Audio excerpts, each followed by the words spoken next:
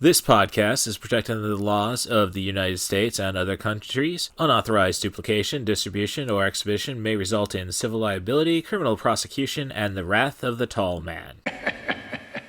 Boy! Hey, let's talk about you, the ID10T community events at ID10T.com, like Russ Stevens, a.k.a. Catbus Russ, who has started a podcast called 90 for Chill, which Russ says is dedicated to movies with a runtime between 74 and 99 minutes, the time frame that I feel is ideal. Russ, I could not agree with you more. That is a fantastic idea. Russ goes on to say there are times you need a cinematic fix but don't have time for the latest Scorsese masterpiece or offering from a comic book universe. There's also times when you need a conclusion to prevent a binge costing you a whole night. My guests and I try to follow these guidelines as we chat up features that are definitely worth your time and are beyond easy to make time for. 90 for Chill, the podcast, can be found on all major podcast platforms at 90forchill.com, and that's spelling out 90, Ninety, 4 FOR, chill. So there you go. Thank you so much for sharing, Russ. Really great idea for a podcast. Events at ID10T.com for everyone else. Hello there. Thank you for checking out 90 for Chill, the podcast with Catbus Russ. And before we get to the conversation with the Poetic Critic about the Return of Godzilla, I would like to bring up that 90 for Chill, the podcast will be at Twin Cities Con. We have a panel. I don't have a time yet, but that is Twin Cities Con, Minneapolis, the weekend of the 8th through the 10th. So I have the Poetic Critic on board right now. So we are looking for an additional guest. So if you're going to be in the Minneapolis-St. Paul area or can make it down there, send an email to rusthebus07@gmail.com. That's RUSSTHEBUS07@gmail.com. And let's get this all set up. Also, I'd like to thank my Patreon contributors, AAW's own The Scoop Staley, and Evil Penguin Games, friend of the show, Tim Bates, for their $3 contributions. With $3, one, you get me an energy drink to make it through my 13-hour work days, hence energy to do the podcast. Or if you're not thinking about me, think about Eva the Queen Kitty. That's 3 tins of cat food. I'll send you a sticker, and I'll shout you out every episode I can. Thanks for checking out 90 for Chill, the podcast. 30 years ago, he thought it was over. Troops, aircraft, rockets. They were all used before. Now, your favorite fire-breathing monster is back, like you've never seen him before. The legend is reborn in the all-new Godzilla 1985, starring Raymond Burr. Godzilla 1985, rated PG. Little Hand says it's time to rock and roll. Bring the noise. And welcome to 90 for Chill, the podcast with Catbus Russ. This is your host, Catbus Russ, and along with me today is the first guest of spooky season, and that would be the Poetic Critic. I don't really recall the last time you were on the show. I think it was about the Roger Corman death. I mean, we know the last time you were on the show, but we all know how that ended up at Fan Expo. But I am going to be a little more prepared because 90 for Chill, the podcast will be at Twin Cities Con in Minneapolis sometime between the 8th through 10th of November. They haven't given me a time yet. They said they had a lot of people, so that enough applicants that the con had to take 2 extra days to let everybody know who's going to be on and who's not. So I'm very fortunate for that, So I can't complain about the stereotype of the Minnesota nice, I guess. So, but the Poetic Critic, surprisingly, I don't know if it was MST3K that did it to you, but quite the kaiju aficionado. No, I have friends who are into that sort of thing, and at some point I decided for fun to work my way through the original run of Godzilla movies. Mm-hmm. And now that we're back in Halloween, and I like to work in, not just the films we traditionally think of as horror movies, but just general monsters and stuff. Yeah, I don't think many people would actually call the Monster Squad a horror movie. Technically, definitely, but, it's for the kiddies. So I decided to work in some of the 80s Godzilla films this time. So we're to pretty much our introduction, I would say, to Godzilla, at least mine, were the commercials for Godzilla 1985. We're not going to talk about Godzilla 1985 in too much detail. There's plenty of videos on that. Secret Galaxy is one that comes to mind on YouTube. You suggested one as well. Brandon Tennell did a video. Now, to explain what Russ is talking about more specifically, in 1984, the Godzilla franchise had its first proper reboot, courtesy of Toho, with a film called The Return of Godzilla that only took the events of the very first film from 1954 as canonical. So it was they wanted to try a fresh slate, and the franchise had been dormant for about 9 years at this point, after Terror of Mechagodzilla in 1975. That wasn't the one with the sliding drop kick, was it? No. Okay. That's one with the cyborg woman. Oh, okay. Oh, actually, I think that got a lot of play. Got a lot of... Can't remember which draft it was on. It was the Mad Scientist screen draft episode that got into the top 7. Okay. So, but as I say, for me, as a kid, I wasn't really familiar with kaiju. And then you see commercials for Godzilla 1985, which was New World Pictures' edit of the film to make it westernized, which that would qualify for the podcast straight up. Now, this film does technically qualify just because Godzilla is in our canon. We talked about Mothra versus Godzilla last year. Right. And with that said, this movie earned its extra few minutes. The credits start rolling in the 101st minute, but then you have something I love in Japanese culture is when you have Japanese musicians doing an English language song to close it out. Right. So yeah, it gets those extra 3 minutes. Yeah. Goodbye to Godzilla. Right. Yes. It is genuinely that. I'm impressed. Just a nice melancholy feel. Yeah, it really does sell that ending too. Mm-hmm. It honestly does help sell the ending in a way I didn't quite expect. I didn't quite expect the ending to be as moving as it is. Yes, I mean, I think that's a problem with modern American kaiju movies. I'm gonna keep the Pacific Rim features out. That's really giant mecha. I mean, not to get too distinguished. Like, I would say, basically that. After I've only seen a few of the new movies, and I guess you'd say 2, but I will throw Godzilla 98 into it. Human drama is not what kaiju movies are about.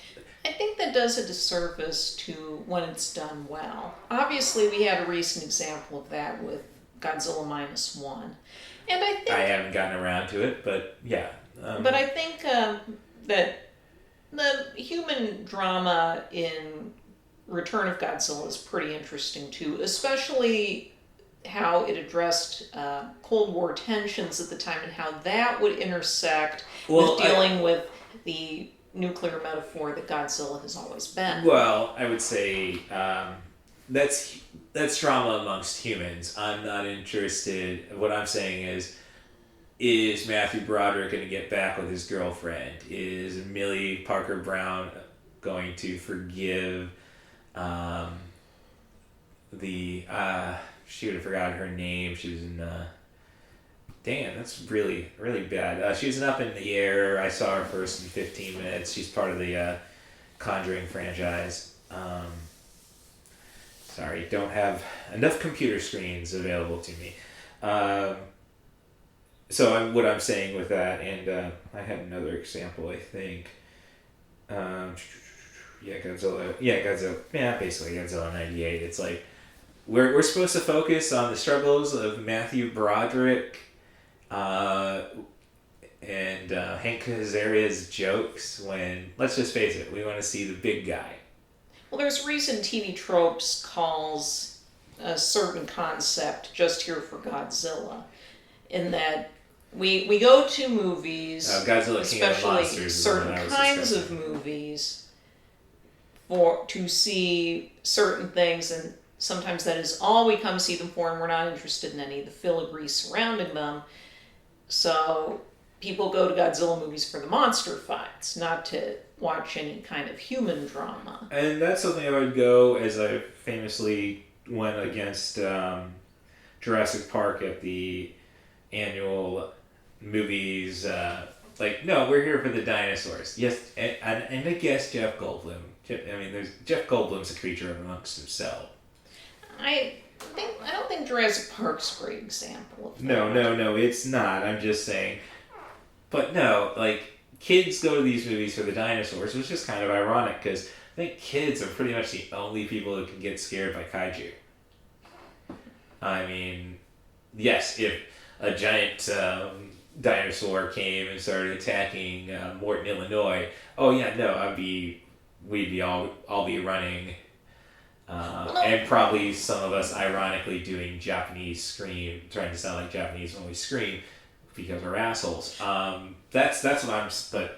But you go back into how Return of Godzilla became Godzilla 1985, and from my understanding, it was basically marketed towards a kid audience. It was a PG. Yeah. It's very short. It was cut by not only significantly cut for the American minutes. release, but they also edited in new footage with Raymond Burr to tie this more directly to the American re-edit of the original Godzilla, which was known as Godzilla King of the Monsters. Yeah. So they brought in Raymond Burr again, and this is also where a notorious amount of product placement for Dr. Pepper turned up, because they had an ad campaign at the time for Dr. Pepper that involved Godzilla. There were these original ads that were created for the line at the time. Right. Yeah. So as far as the American release of that Godzilla 1985 was concerned, they were marketing it to kids. Mm. And let it be known that Raymond Burr is the original Steve Martin. Yes, that the Godzilla 85 re-edit notably only calls him Mr. Martin with this in mind. You did not hear the full name at any time because they knew that would come off as unintentional comedy. Yeah, but that's also kind of funny. IMDb still on Godzilla's. No, it's Steve Martin. It's the same continuity, but they never use the full name. I don't know. IMDb can also be a little weird with that because I recently watched Dracula Untold, which not good popcorn, but weird enough. I like to think of it as a prequel to Underworld Awakening, since Charles Dance is the primary vampire, essentially. But IMDb lists Dracula as Vlad Tepes, Right. common name for him, but they never call him Tepes. It's Vlad Dracul. And so weird things like that. Let me get back to my docs. The actress I was trying to say, and I'm sorry, Millie Bobby Brown, and but Vera Farmiga. Mm-hmm. So this is just getting there and back to. But putting it in the context of the 80s, by that point, Godzilla movies and other Toho kaiju films had become staples of weekend television. Yes. And by the late 80s, around 1989, TBS went as far as to do a Saturday late morning, early afternoon block that was hosted by Al Lewis as Grandpa Munster, his character from the sitcom, and he hosted films like that. And I saw bits of those, and I was a little confused, thinking, well, that's a guy from the Munsters, and he's talking about this movie. Yeah. But it shows just how... And the next year you get Gremlins. Yeah, they have the parody of that sort of thing. I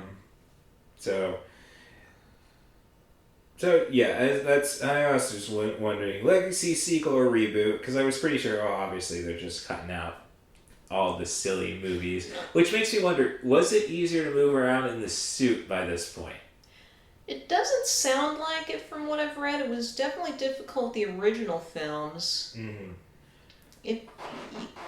In fact, And they were very expensive costumes, too. It was, like I read, it was always very difficult whenever Godzilla would rise out of the water, because it was a very good chance that you'd either move, if you moved too fast or too slow, the performer inside could potentially drown. So it was always a challenge to do that safely. Okay, well, actually, that brings me to another thing. Watching this, and it's kind of like, should we have ever moved beyond models when it came to kaiju movies? I think the craftsmanship is one of my favorite things about these films, and I do think when people talk about special effects now and practical versus digital, as we've seen with stuff like Godzilla -1, it can be deployed very well and very effectively, and especially when you combine with a very strong story and filmmakers who know what they're doing, any special effect can be deployed effectively. Well, with Godzilla -1, it was, I presume, mostly computers by this point. Yeah, it is mostly and visual effects. never mind, you only as had far as I know. Never mind, you had a very small crew, which is kind of a real statement. What they made this movie for like $15 million against, I think that's about the budget against what we spend on American films. Yeah. Hollywood is very much a racket now, and when you look at the budgets for international titles of just about any country, you're going to see they have to come in a lot smaller, even if they are sci-fi, fantasy, or horror pieces. Because many countries have thriving genre fields that... outside of India. I mean, they're thriving genre fields. I'm just saying, if you watch enough bad movie Bibles, you always cringe when they get to India. But it was very interesting to find out that there's 4 separate... There's not just Bollywood. There's 3 other... Yeah, it's several regional industries. Right. When you have a country with a huge population and not everybody distinct speaks the same, cultures and same languages, that will happen. But I think people talk about how exactly Hollywood films have become so expensive. It's because, we let the salaries, especially when it comes to franchises, get out of control. I can get on my soapbox about nobody should make more than $1 million a year. If you want that gold-plated Shark Tank bar, I bring that up because that's a frequent bumper on 88.7 WPCD Parkland College Radio. They just play this is what happens when you illegally download music, and they go to the Lars Ulrich was planning to buy. Money. So basically, Dwayne, you screwed Santa Claus. We're going to say that in advance. Jessica Ritchie said she can't remember who said it, but my friend Jessica Ritchie says whenever she sees like a trailer for some $200 million production that looks terrible, she thinks someone once said it is much easier to steal a few $1 million from a $200 million budget than it would be from a $15 million budget. Oh, no, it goes... I was listening to the Rewatchables podcast about John Wick, which was desperately trying to finish itself with only $25 million. Yeah. And Keanu is not a pricey guy. And, I don't know how much it costs to get a Willem Dafoe, but it's always worth it. Yeah, what Russ was mentioning about Dwayne Johnson in this movie, Red One, I was explaining why that film that's coming up has this $250 million budget, despite being intended as a streaming title, and that by reports, $50 million was his salary. Another $50 million was due in part to constant delays and coming late. Right, but it's funny since it's his $7 production company. This goes back to, are people just starting businesses to launder their money? With that said, help I Did Crazy Flicks out by signing up for our Patreon, patreon.com/IDidCrazyFlicks, where $3 a month will give my cat three tins of food and me an energy drink to complete my 13-hour work days. I find it interesting thinking about, going back to Return of Godzilla, how the film did pretty well in Japan. Yeah. It was not a huge hit, and that was one reason why it took 5 years to do the next film in that particular continuity. That and the fact that they noticed the failure of, on our shores, King Kong Lives in 1986. Okay, that's look, that's got nothing. That's more of a Dino thing, not a. Who did the famous Dino De Laurentiis? Oh, I think that was John Belushi. Yeah, it was. Yeah. Who parodied that producer. And ironically, Jessica once posted what the Japanese trailer for King Kong Lives was. And although it's basically a recut of what the American trailer was, it does do a better job selling the movie because it understands what people would be coming for. Right. I love myself some Jeff Bridges, but well, that doesn't have anything to do with King Kong Lives. But I'm just saying, like, no, all he needs is a hot blonde. And, what was it, Jessica Lange?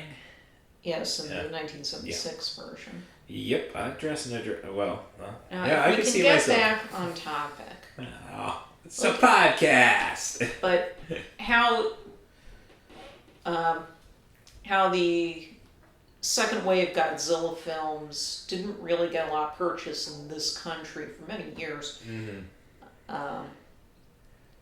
Because there were plans to do an American release of the second film in the sequence, 1989's Godzilla versus, I think the pronunciation is Biollante, I'm not sure. But it ended up with Miramax, I believe, early Miramax, and there was a lawsuit.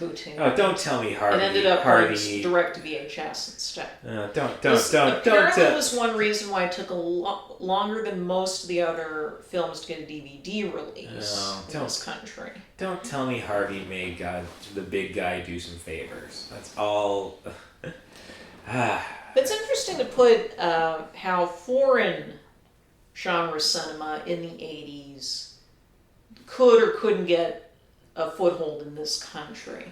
Because even though there was so much American studios were churning out for like the direct-to-video market, Well, thank you, Full Moon feature. New Moon, There wasn't necessarily a need Charles to Band. do the kind of imports of such films that had helped make Godzilla known outside of Japan in the first place in the 1950s, when producer Joseph Levine brought over the original film and recut it for his Embassy Pictures, which was an indie distributor, and they did a huge saturation marketing campaign for it on television and stuff, and there were many recut foreign films that would be imported by studios like American International. The first. As Mystery Science Theater 3000 featured, like some of those kind of films, like another thing that Levine brought to the U.S. were the Italian peplum films, like Hercules with Steve Reeves, or Russo-Finnish fantasy epics, which were treated as disposable kitty matinee fodder in this country, but were fairly high-profile projects over beyond the Iron Curtain. And oh man, that's something they should have done to like shut up socialists in the you don't think it's that bad? Here's a Russian Finnish movie. Do you want that? Well, there's quite a lot of genuine affection. No, I'm not saying there's audiences in this you grow up with country have. Yeah, but saying. Not only, even the Best Brains gang that did MST3K, they loved doing the Russo-Finnish fantasy movies because they were very entertaining movies, even if they could come off as a little silly at times in these American re-edits. Oh, geez, yeah, I'm just thinking on some of those re-edits, like right. That's as much an issue as anything. Okay. Is how these movies would be treated. Talking about the production side. So when you look at how in the 1980s there wasn't that kind of market to import foreign fantasy films to try and cash in on trends, because by this point we had a growing Roger Corman had left New World by the end of '83 to establish Concord. Yeah. But New World was still importing stuff or producing it. Like Roger Corman produced a lot of the Conan ripoffs. Right. Oh, how many times? No, going down to South America. Yeah. How many times did we? Like, I think it was Bad Movie Bible. Like, how many times did we reuse the same shot in their space movies? Right, and they did the same thing with the Conan high fantasy. Oh no! Again, movies. Bad Movie Bible. Like editing adult movies that were for adults in footage for that into movies that were clearly aimed at children, like the Wizard's Lost Kingdom films. Yep. As long as the drunken David Carradine is intact, that's all. But it's interesting that it did take a long time for stuff like the second wave Godzilla films to really get much exposure in this country because importers just didn't see that kind of market for it. Honestly, I could say it wasn't until, we had a laugh at it at the MTV Movie Awards when we gave Godzilla the Lifetime Achievement. It's an interesting way of looking at it. No. I mean, it was strictly like, any excuse to show the sliding drop kick. But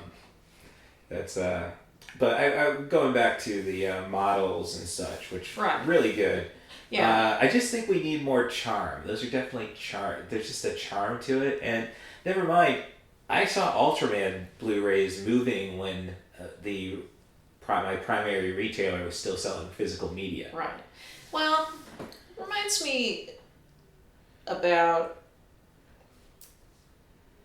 I'm a Doctor Who fan, and anyone familiar with the classic series, which is a lot easier to do now that it's available on streamers like Tubi, knows that show could be very low budget. And Pluto has a channel, correct? Yeah, Pluto has a channel, but Tubi has all the old serials. All the ones they recovered anyway. Yeah. But Colin Baker was once asked about, is it true that it's a charm that sometimes very low budget or obvious effects have, and it's more that the viewer forgives them? And this was actually an issue when they were getting ready to do the revival series in 2005. I understand, as TV Tropes has a whole page that's about special effects failures in Doctor Who, and that there was worry that modern CGI era Doctor Who would look too good. Oh, I don't think they've done that. Well, no, they're not working on the kinds of budget. You have to remember that even now, most countries outside of the U.S. are not going to have the same levels of special effects, even on their more expensive productions, than we'd be used to here. Well, Doctor Who is not Ghanaian science fiction movies. Again, watch the Bad Movie Bible, I think the Terminator and the Alien ones. Yeah. Or the Terminator, you watch one of them, you're going to get the vibe for the Terminator movies as well. Yeah. But Wakanda would? I think something like that. But what that brings to mind is that if the film is well made enough, you can come up with it and can create a convincing atmosphere, even with limited means, then you can forgive a shaky set or seeing an exposed wire or something. You see that even in relatively slick Hollywood productions all the time, of course. Mm-hmm. And that it's, if anything, harder to forgive in the CGI age when that's not deployed well. Because there's no sense, you don't have a real sense of something that people actually build, something that is tangible. It's you read this all the time with actors who get frustrated having to work against green screen, or now things like the volume. Yeah, which system. Right, and I mean that was, I think, some of the charm actually I took from Thor: Love and Thunder. Is I love the fact they were experimenting with the volume. And there's still some great scenes, like the entire going to Olympus and they reminisce about kids with using teddy bears with the power of Thor. That's how you do it. You just give me something ridiculous enough, like, oh, this kind of looks bad. Oh, but I like a teddy bear that shoots thunder. Right. Okay. Okay, good. We got there.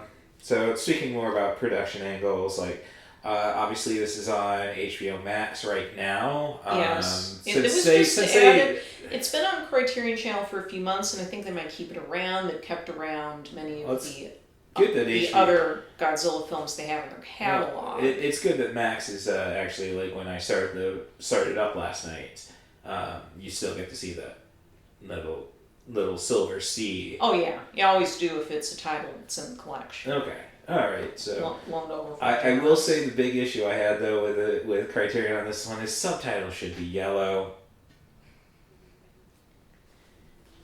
Maybe some.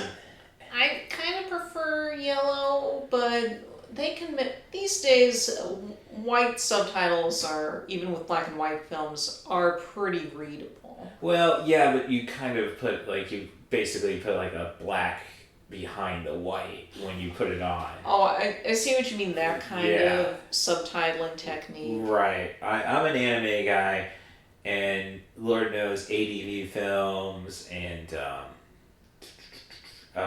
manga, Central Park Media, they didn't exactly have the budgets for the white with black.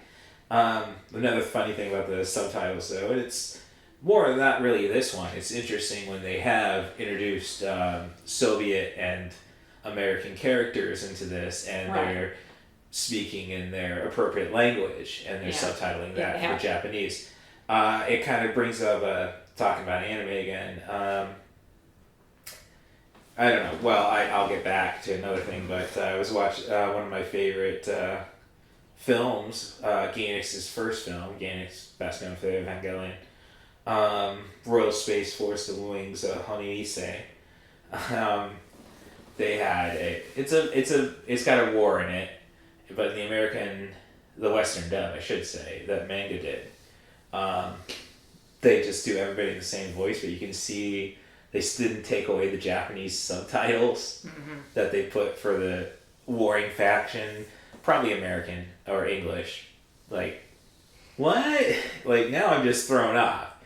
But when it comes to the, we're of a certain age, both Gen Xers.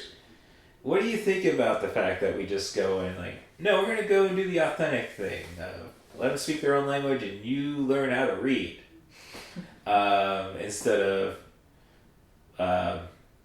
dare I say the science fiction thing? Which, no, I know it's been done since the beginning. Like, somebody speaks in weird accent and everybody speaks the same language. Oh God, that could get racist. But, did you like the subtitle? Just doing Japanese subtitles for our foreign for their foreign characters. I didn't have any problem. Okay, that's just something I noticed. And let me see. So I made it to about the hour 30 mark before my sleep deprivation recently. It has gotten trivia nights are not easy, and then I had to get up an hour early for work, as usual, and I'm trying to get all the rewards I can before the servers shut down for WWE 2K24. Basically, I just want to create my own wrestling federation where you have where I can create my pantless tag team of Stitch and Winnie the Pooh. So, and then I turn it back on, oh geez, how much movie do I have left? And oh, one more kaiju. I could run a little later. Shoot. Yeah. Let's see. No,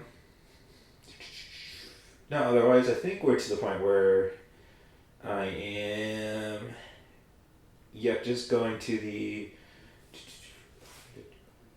that's a weird one. Okay, no, I'm just now seeing some of my notes. Oh, that's a weird one. Super X, Bob and Victor vibes. What does that note mean? Oh, black hole. Okay. yeah, so too much lizard physics and yeah, everything else. I think we can just really go into the movie. So I do wonder, why do we ever step on abandoned boats? Have we not learned anything from Zombie, Ghost Ship? Gosh, list goes on and on. So it's been 30 years exactly, 1954, 1984, since Godzilla attacked mainland Japan. Now, it's been a long time since I've seen Godzilla. Didn't they go and like basically bleed him out of oxygen? Yes. Okay. So, no, we find out that Godzilla is ironborn. What is dead may never die. That won't be my only Game of Thrones joke. Where were you against the Night King, man? Okay. I mean, you're immortal. You could have been there. Well, no. Nuclear war didn't happen in Westeros. Okay. Shot down that. So a boat is floating by a volcanic island, and then all heck breaks loose from a storm, and we find a reporter comes looking for a story, trying to find this missing boat, finds the boat, finds 8 dead people and giant sea louse. Yeah. Which is kind of fun if you've ever seen Cloverfield, because there are little monsters that are attached to the big guy, who a little more vicious than just mummifying you. Mm-hmm.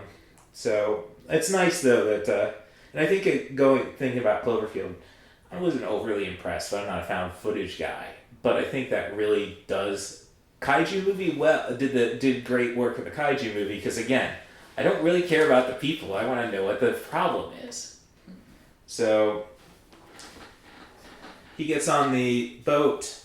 The only survivor says it was a giant monster attacked, and from there, the Japanese government's obviously going to put a lid on this, because we don't want people to think that Godzilla has survived 1954. Right. But then Godzilla watched The Spy Who Loves Me, and since he feeds on nuclear energy, a nuclear war would be good for the guy. So destroys a Russian sub, and basically to avoid World War III, Japan has to let the world know that Godzilla is back. Right. Okay. And also has to prove that they can handle the problem themselves without either side trying to deploy nuclear weapons against Godzilla itself. Which, good political stuff behind that. Yep. And that is, notably, there's a big change to the plot That's in what the you were telling me 1985 about when we were cut. going to get into that. Yeah. And the change, it's discussed in the Brandon Tennant video, because he had access to the 85 cut, is that a big plot point in the backstretch of the film is that a Soviet satellite is accidentally deployed, and the U.S. automatically responds to it due to an accident during a storm as Godzilla is approaching the mainland again. In Godzilla 1985, it is not an accident. Ah. The U.S. the American distributor could not resist making the Soviets the bad guys, because this was 1985. Well, that brings up another thing for me. White people are the worst, at least when it comes to superpowers. And this is a common theme in Japanese media, going all the way back to Mothra. Yeah. And I know, it really goes all the way back to Godzilla. Well, or King Kong, really. Well, but yeah, King Kong, that's just white people doing stupid stuff. The nuclear element, would be Godzilla. And then later Mothra, because I saw Mothra Rift Tracks live, and I just love the fact that it's basically like, yeah, Mothra's going to kick the Americans' butt for us. And yeah, we kind of deserve that. But there's other things, media, like anime, there's Speed Grapher, where eventually it's like, we're taking all the money from the rich people, let the Americans buy it, and then we're just going to burn all the cash. Joker style. Before the Dark Knight, so Yeah, you're not that original Chris Nolan. And then Battle Royale 2 is very much anti-war, and like we find out our care survivors from the first film have actually gone to Afghanistan to be freedom fighters. So yeah. But from there we have what's interesting about Return of Godzilla is how much the general plot template and how they work as some human, like a romantic subplot. Oh, I kind of like the fact that it doesn't really do anything. The survivor's sister. Yeah. That it doesn't go overboard on it, and that's very much in line with the original Showa run of films, especially the 60s installments. Honestly, I thought it was all Toho. Well, okay, let me back up then. So was Gamera Toho's response to Godzilla? Gamera was Daiei Films' response to the Godzilla series. Yes. Okay, I thought Toho was always the Godzilla. Yeah, Toho did the Godzilla films. Oh, you said Showa, so I think you're just speaking in terminology of the film era? Yes. Okay. For those unaware, the original run of the Godzilla films that was 1954 and 1975 is known as the Showa era. Okay. I do not have great pronunciation when it comes to Japanese films, but these basically refer to different eras of what was in the government. Right, the Heisei era is what the 1980s, 90s run is known as. Basically, I think it coincides with the emperor at the time. Right, and Return of Godzilla doesn't fall into that latter era exactly, but the other films do. They started being released in 1989, and they are direct follow-ups, so that's the term that is used now. The third run that started with Godzilla 2000 is called the Millennium Series, and that ran a few years. I don't think we have a formal name. Well, are the Japanese doing their own Godzilla movies right now, or are we pretty much left with the legendary? Japan has been... Oh, besides Godzilla, Shin Godzilla, and Godzilla -1. And the anime films, the Shin series is basically its own timeline. Its own bit. Okay. Its own beast of films. Shin Ultraman. Oh, okay. That they are part of a creative continuity as opposed to a narrative one. Okay. But yeah, Japan is now not doing one continuity strictly. Godzilla -1 can fit into any of the original Japanese continuities. It can fit into the 1954, the Showa one. It can fit into the Heisei one, but because it is set sometime before the events of the 1954 film, which the other continuities usually used as the jumping off point. Okay, so where is... So they can do like individual entries if they want. They treat it more as a sandbox now, and I think part of that is because they license this for the American MonsterVerse films. Okay. In fact, that is why Godzilla -1, despite being specifically created as the 70th anniversary film, came out last year, was because they had an agreement with Legendary Films, so they wouldn't release the film the same year as Godzilla X Kong. Oh, okay. So there was a bit of distancing involved. All right. With all this said, where does Kang fit into this? Or are we just going to say Kang doesn't exist? Jonathan Majors, boo. Sorry. Cheap humor. Right. Yeah, so let's see. With the nuclear angle, Godzilla basically just feeds off nuclear energy. Right. Hence why I'm saying he saw Spy You Love Me. Yeah. That is a twist that was new for this generation. Okay. If I remember correctly. Oh. I don't remember him really having to feed in the Showa era continuity. No, but it was, man, he missed out on so many snacks once he gets to Tokyo, though. I don't know. There's just those fun little angles, and I remember that in the King Kong 76,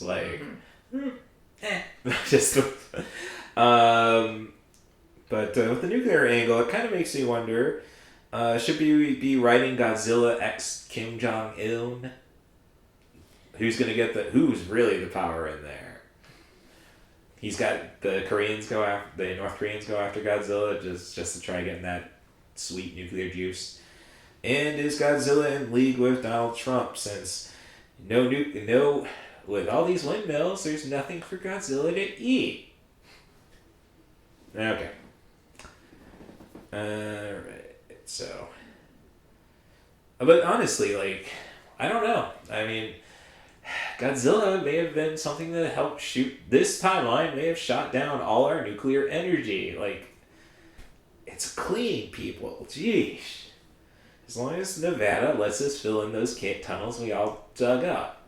What's the worst can happen with railroads that are operating on Civil War standards?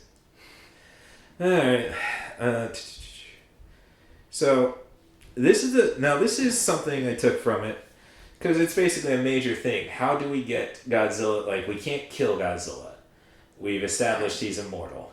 So how the heck do we get him away? Right. And we refer to something which, again, makes me further dislike Jurassic Park every time I see something older, be it Westworld, and now this. You mean if Mom would have taken me to see Godzilla, Godzilla 1985, I would have known about the birds and dinosaurs becoming birds? Godzilla is some chicken's grandfather. There is another angle. Godzilla, chickens rise up. Rise up, get the big guy on their side. It's the people who are the problem. Which, honestly, people are the problem as they go philosophical with it. The professor basically saying, yeah, this is us answering for all our crimes against the earth, which is kind of a theme, I think, of the Legendary movies. Oh, it's a theme it's a theme that threads on and off, even going back to the show-off films. That they never shied away from, and it's almost surprising given the stereotypes we have about older monster movies, but they would go into things like how you prepare for for kaiju attacks, how do you handle things like evacuations. Well, every evacuation needs a Harvey Firestein. That's one thing Roland Emmerich did right. I'm just saying. And I don't know, were we still, I found it kind of funny that we were still doing the newspaper role to transition. I guess we were still doing that in the 80s. Oh yeah, we were doing that. I mean, I know Clark Kent worked for the Daily Planet, but there's nothing wrong with an old technique that there's visual energy to it. We should be glad we still have that. You can't do that kind of thing, kind of simple exposition with an iPhone now. Yeah, I don't know. Watch the boy. Oh yeah, watch the boys and them cutting to TikToks of conservative, essentially MAGA superheroes.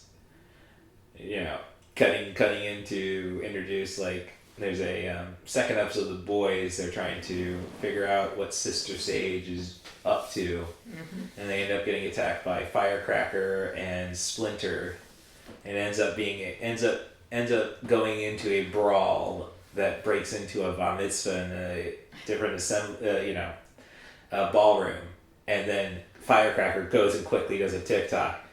Look at what's going on. We are fighting CIA agents here in a Zionist conspiracy, and then shows the scared people of the bar mitzvah. So that is what I'm saying is what the modern age would be, basically, is somebody does a TikTok.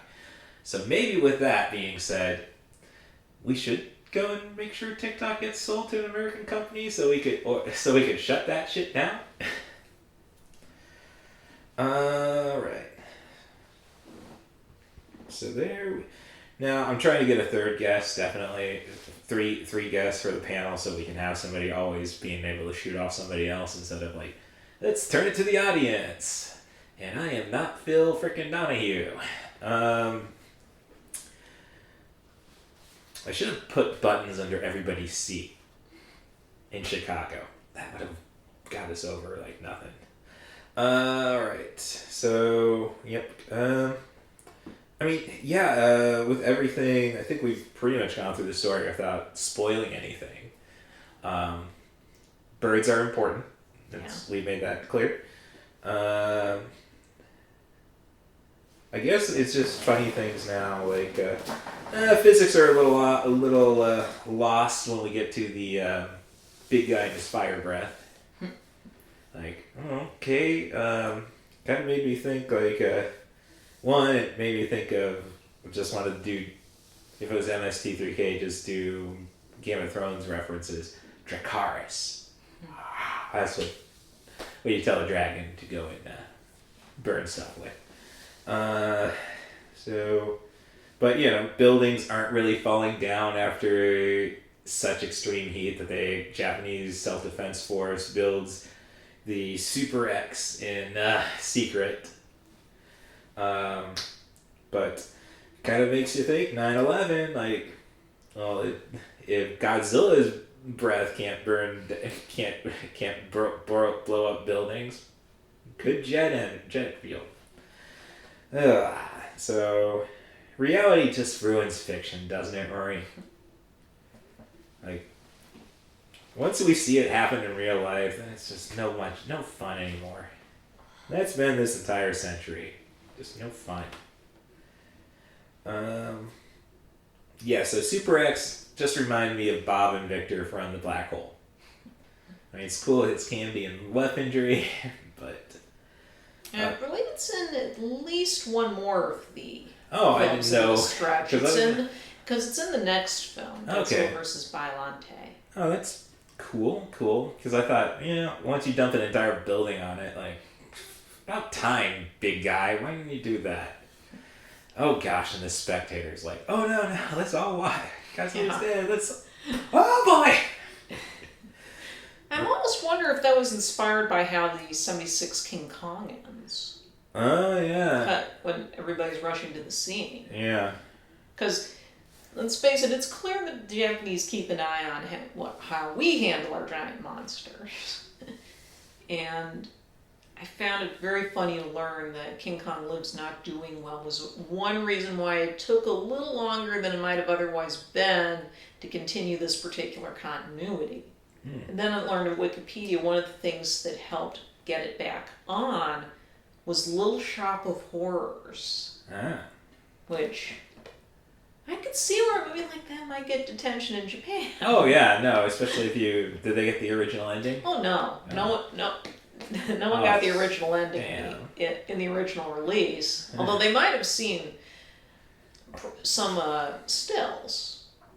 Because some of that did leak out. Yeah.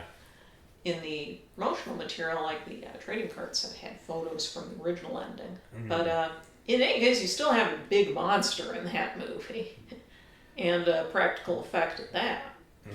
But, and although it's coincidental that, from reading about it, it is coincidental that the monster in Biollante is a plant monster.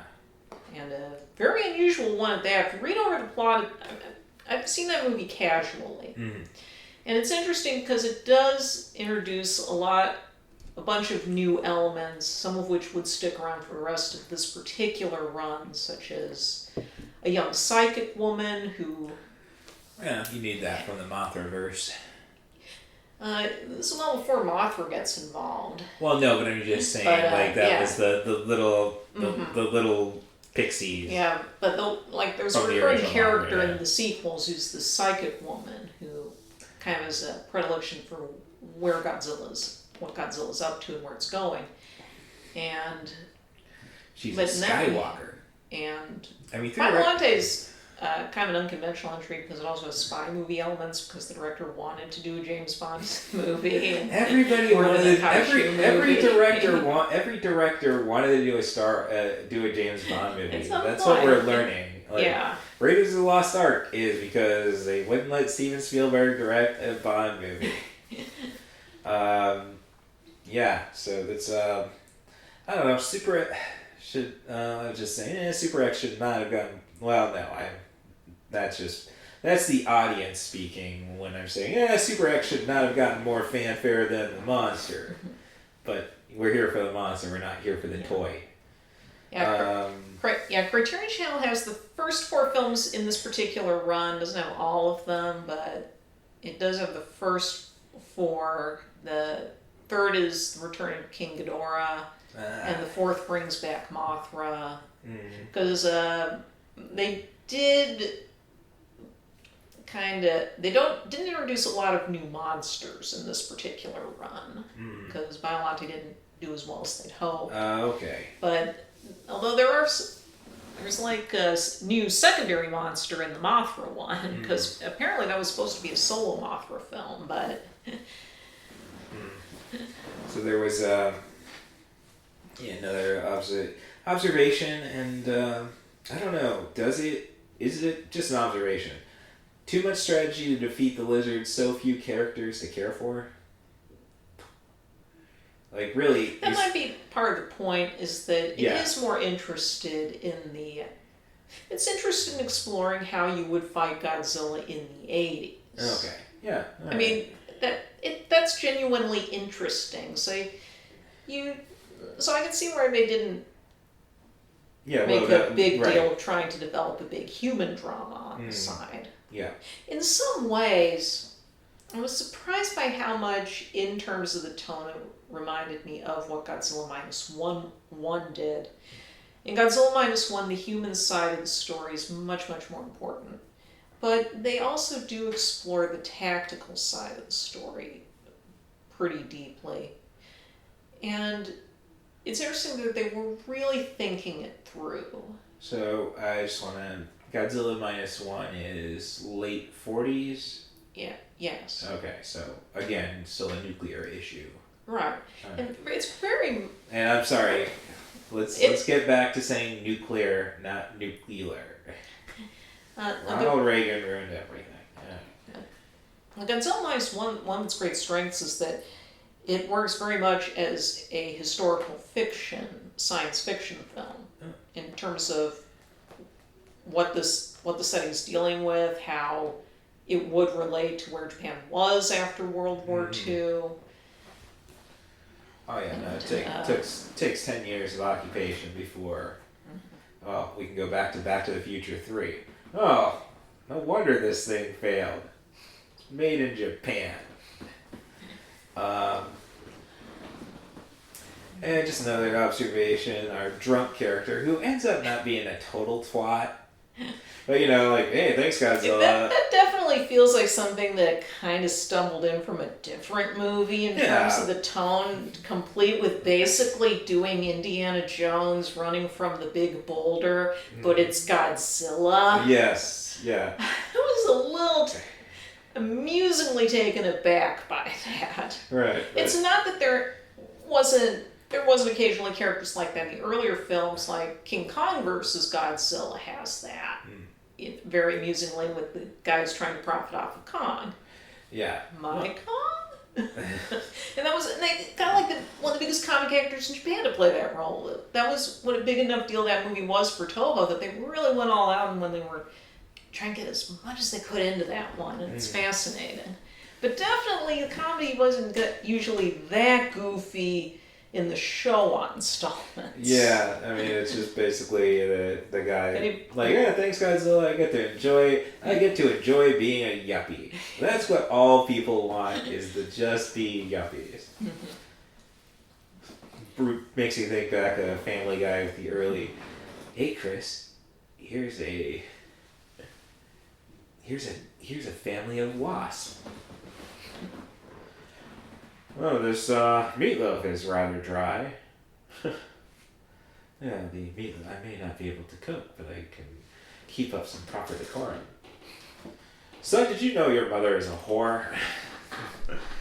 Yeah, I don't know. Honestly, comedy is something that you really just have to nail. I'm just thinking of, modern action. Right. I need a bit of a sense of humor. Upgrade was a great movie, but it's kind of it took me a little more time to get into it because, like, it's a pretty dark action movie.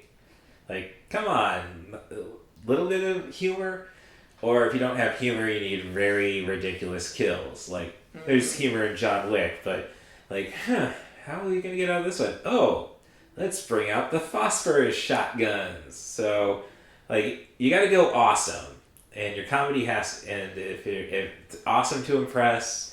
Or you got to have. Well, I see this. You have to nail it with comedy. In the Hong Kong fantasy cinema I've seen, especially 80s, early 90s stuff, such as the whole Mr. Vampire run that they were doing in Hong Kong around this time, which are comedy horror hybrids, or something like the Heroic Trio. Yes. Which, if you've seen that, there's sometimes a slightly absurd comedy in that one, but especially thanks to the Thief Catcher.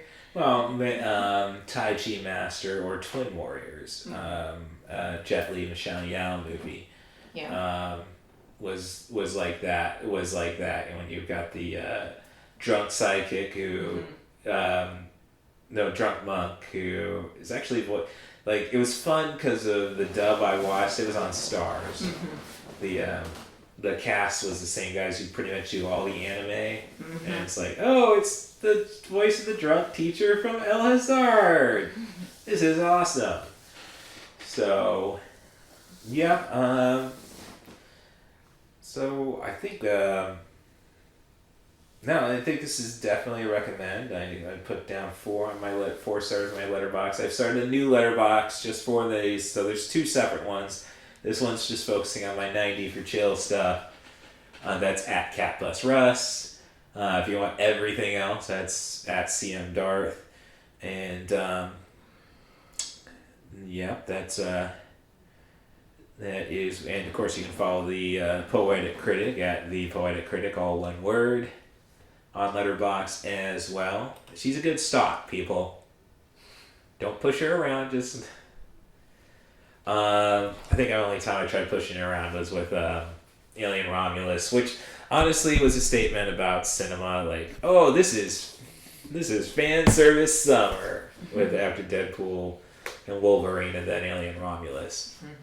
Does make me think though with CG. Can we bring Raymond Burr back? No. I like the Ian Holm in Alien Romulus. No. Yeah. But James Earl Jones is forever going to be Darth Vader. He stole his voice. No. This is not the tub falling out of the... Yes, it is. No. Okay. So yeah, any other planned watches for the spooky season? Just help our listeners out. Well, I don't think a lot of your listeners are into silent horror. I've been working through a lot of that. Oh, I gotta get it. We all have to get around to the Cabinet of Dr. I got around to that years ago. I was expecting a film class to have me watch that one. Not silent horror though. I've been looking at but there are a lot of excellent silent horror films. Especially German productions tend to be very good. German expressionism, so much that we would end up incorporating into American cinema when so many of its filmmakers had to come here. Right, after the Nazis came in. Yeah. So where are we going to go if Trump comes in this time? Because anyway, Canada fluctuates. They go from... I've been logging stuff on Letterboxd and there's even more films like I'll have on in the background while I'm doing chores and stuff, but the ones on Letterboxd are the ones I feel I had the authority to review, so to speak. She's a free verse poet. Let's just get that out of the way. I'm sorry, I like to operate in haiku. I like the structure. But, Waxworks, Queen of Spades, and a lot of these are now in public domain or preserved on sites like Mosfilm, so they're pretty easy to track down. All right. Although you might have to try a few times to find really high quality copies when it comes to stuff like subtitles and the framing. Yeah, YouTube's not yet. Like, I'm sure if you dive Because far some enough, take you much better care of these films than others do. That's true. Yeah, I was about to say, I'm sure if you look hard enough, you can find Godzilla at 1985. No, you cannot find that. Toho is really, more than most studios, really cracks down when it comes to keeping the copyright on the Godzilla movies. Oh. And they will. This is why we still don't have the 2 Mystery Science Theater 3000 episodes they did. They will not authorize those. No, you cannot find Godzilla 1985 through those kind of means. Okay. So. You have to deal with the official sources. It's a sore issue for many American and international fans because many feel that Toho doesn't send the best transfers of these movies internationally, even for the Criterion sets. No, Disney didn't. That you can get better. The best ones you can get are the ones that are only available in Japan. Toho is very tight about the copyright when it comes to Godzilla. No, Disney wasn't really great about the transfers of 4K Star Wars original trilogy. Right. So, it's not just Toho. No, I know it's not just them, but it is very much a spot of constant debate in the Godzilla fan community when it comes to transfers. Well, I mean, after Screen Drafts this week, you might want to look up Billy Ray Bruton. Like, he was talking about this movie called Prey, making the 1977 list. Right. And, like, well, how did you get around to it? Oh, some Russian stuff. So, hey, somebody might have the goods. Just, I don't know. It's almost like there's got to be a VHS. Somebody's got. I wonder how much the VHS goes for right now. I'd imagine it's quite a pretty penny. Yeah, that was something I heard about. I think it was an interview. Oh shoot, the guy who did the short ass movies video for Saturday Night Live, Pete Davidson. Yeah. He was saying like once he got some money, he actually went and searched for sealed VHS tapes. Yeah. Spent about maybe $5,000 on that, and the amount of money he could get for that collection now. So hey, physical media, we're desperate for it. I wonder how much my copy of Tapeheads would go for. Well, I got it for $10, so who knows. Another good thing though about movies right now is a lot of Greg Araki's movies that were pretty much Trimark, Odyssey. Definitely a lot of music right issues have made it digitally finally. So Doom Generation, Nowhere. His first movie, I can't recall the title of it. It has the F-bomb in it. So yeah, that's what is going on there. So thank you very much, the Poetic Critic, for the Poetic Critic. I've only had one beer. For coming on to the podcast again and further educating us about the kaiju. Probably have to do this, make this a yearly thing. And hey, I mean, Godzilla's in the canon, so why not Godzilla -1? Do a bonus strictly I Did Crazy Flicks. Which makes me wonder, should we change the name of the pod? Like, I brought it up on my social media, so you can follow me at catbusruss.bsky.social on Blue Sky, at catbusruss on Instagram and Threads, and Russ Stevens at Russ Stevens at mastodon.social on Mastodon, which, I mean, there's just so much tools you could use with that one. It really should catch on. Too bad they're never going to monetize it, so it won't.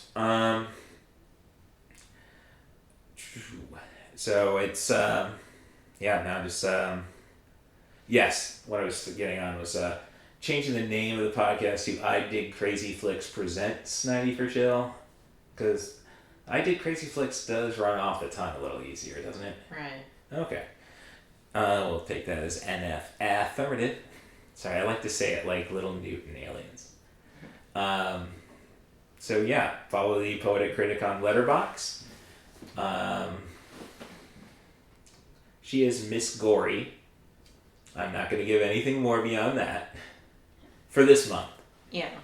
Yeah, if you want to be on 90 for Chill the podcast, hey, come up with a theme, a director, an actor, a movie. Try to focus on features between 70 and 100 minutes.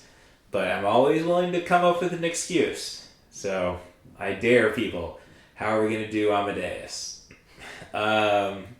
Just send an email to russthebus07@gmail.com. That's RUSSTHEBUS07@gmail.com.